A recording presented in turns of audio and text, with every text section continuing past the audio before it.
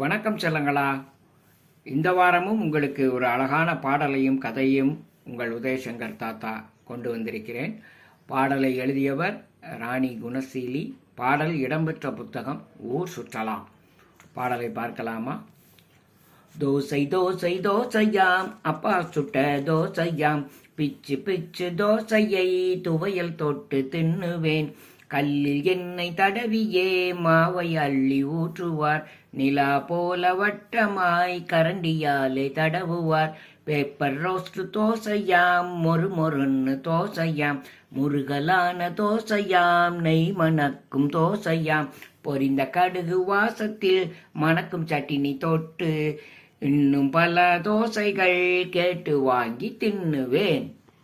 என்ன பாட்டு பிடிச்சிருந்ததா?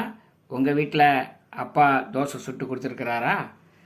இனி அடுத்து நாம் கதையை பார்க்கலாமா? இந்த கதையை எழுதியவர் உங்களை மாதிரி ஒரு குட்டி பையன், திரவியம் அப்படிங்கிற ஒரு குட்டி பையன் எழுதிய கதை இது. இந்த கதை தேன்சிட்டு கதைகள் அப்படிங்கிற புத்தகத்திலிருந்து இந்த கதையை நான் உங்களுக்கு சொல்ல போகிறேன். இந்த தேன்சிட்டு அப்படின்னு ஒரு பத்திரிகை ஒன்று எழுத்தாளர் ரமணி அவங்க நடத்தின பத்திரிகை. அந்த பத்திரிகையில் வந்த குழந்தைகள் எழுதிய கதைகளை எல்லாம் தொகுத்து அவங்க தேன்சிட்டு கதைகள்னு ஒரு புத்தகம் போட்டிருக்கிறாங்க.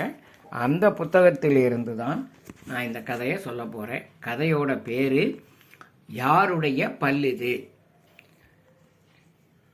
ஒரு அழகான காடு.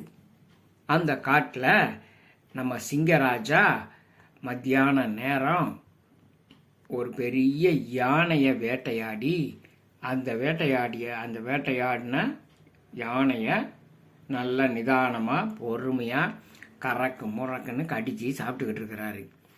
அப்போ அந்த நேரத்தில் கடிச்சுக்கிட்டு இருக்கும்போது யாரோ சிங்கராஜாவை சிங்கராஜா சிங்கராஜா அப்படின்னு கூப்பிடுற மாதிரி ஒரு சத்தம் கேட்டு பட்டுன்னு திரும்புகிறாரு. அந்த பட்டுன்னு திரும்பும்போது அவர் எதை வாயில் வச்சுருந்தார் தெரியுமா? யானையோட தந்தத்தை வாயில் வச்சுருந்துருக்கிறார். அந்த யானையோட தந்தத்தை வாயில் வச்சிருக்கும்போது படக்குன்னு திரும்பின உடனே என்னாச்சு? அவருடைய சிங்கப்பல்லு இருக்குல்ல, சிங்கப்பல்லு, அந்த சிங்கப்பல்லு பாதியாக உடஞ்சிட்டு.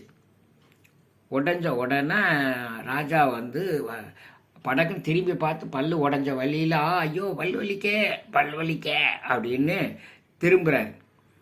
திரும்பி பார்த்தா ஒருத்தருமே இல்லை, யாருமே கூப்பிடலை. அப்போ யாரை கூப்பிட்டா அப்படின்னு யோசிச்சுக்கிட்டே பார்த்தா பாதி பல்லு கீழே கிடக்கு.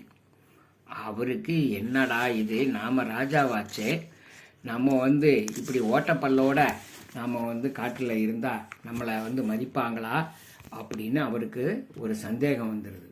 வந்த உடனே என்ன செய்கிறாரு? சரி, நம்ம நமக்கு பல்லு விழுந்துருச்சு, அது ஓட்டப்பல்லாக இருக்கோங்கிறது வெளியே தெரியக்கூடாது அப்படின்னு நினைக்கிறாரு. அப்போ என்ன செய்யலாம் அப்படின்னு யோசித்து ஒரு பிளான் பண்ணுறாரு. பிளான் பண்ணி என்ன சொல்கிறாரு?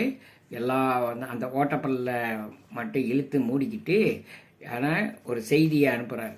என்ன செய்தி? எனக்கு முக்கியமான வேலை ஒன்று இருக்குது, அதனால் நான் பக்கத்து காட்டுக்கு போகிறேன்.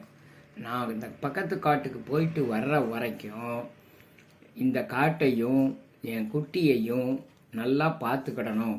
அந்த பொறுப்பை இப்போதைக்கு என்னுடைய மந்திரியான புலியார் கையில் நான் கொடுத்துட்டு போகிறேன் அப்படின்னு ஒரு செய்தியை எழுதி அதை அந்த ஆலமரத்தில் ஒட்டி வச்சுட்டு அவர் காட்டுக்கு போயிடுறாரு. ஒரு நாள் அவர் போய் 2-3 நாள் ஆயிடுச்சு.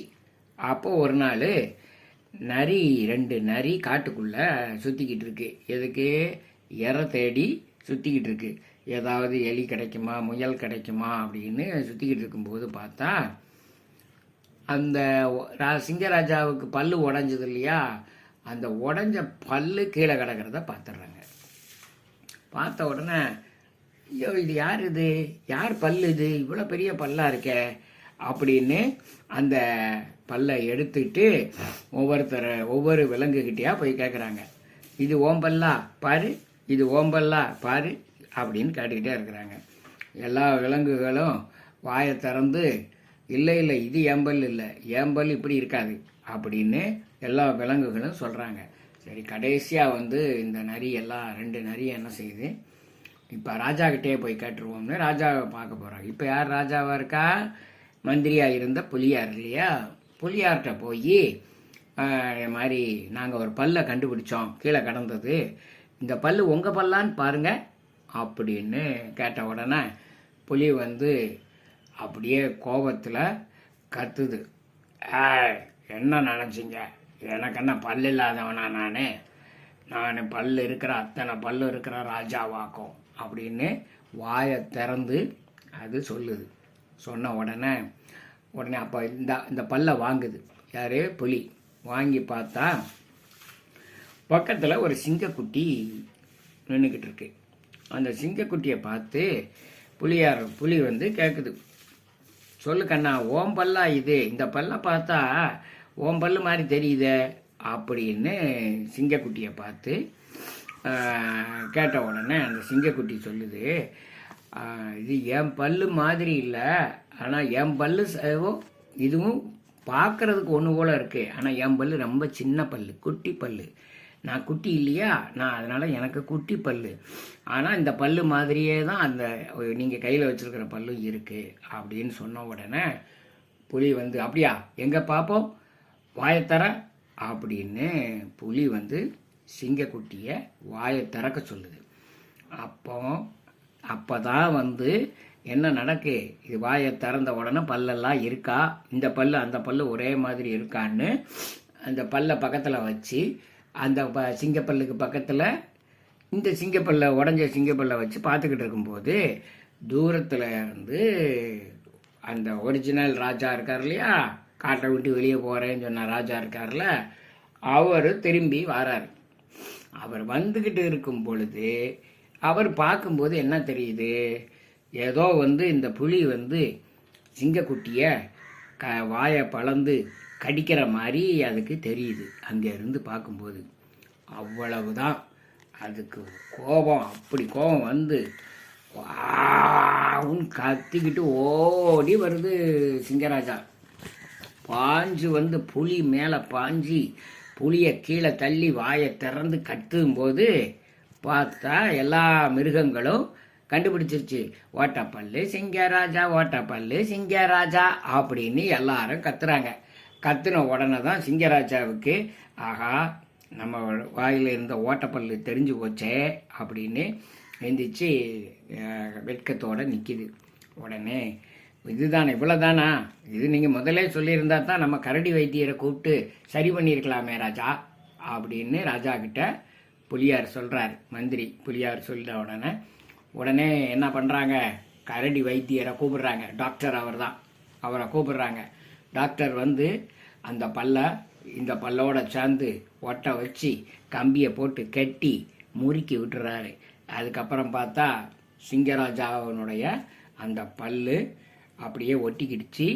சிங்கராஜா இப்போ ஓட்டப்பல்லு சிங்கராஜா இல்லை, அவர் எந்த ராஜா, அவர் வந்து இந்த காட்டுக்கே கர்ஜிக்கிற ராஜாவா மாறிடுறாரு. சரியா? என்ன கதை உங்களுக்கு பிடிச்சிருக்கா? இந்த கதையை திரவியம்னு உங்களை மாதிரி ஒரு குட்டி பையன் எழுதியிருக்கிறாரு. அடுத்த வாரம் உங்களை மீண்டும் ஒரு கதையுடனும் பாடலுடனும் உங்களை சந்திக்கிறேன். அதுவரை உங்களிடமிருந்து பாய் பாய்.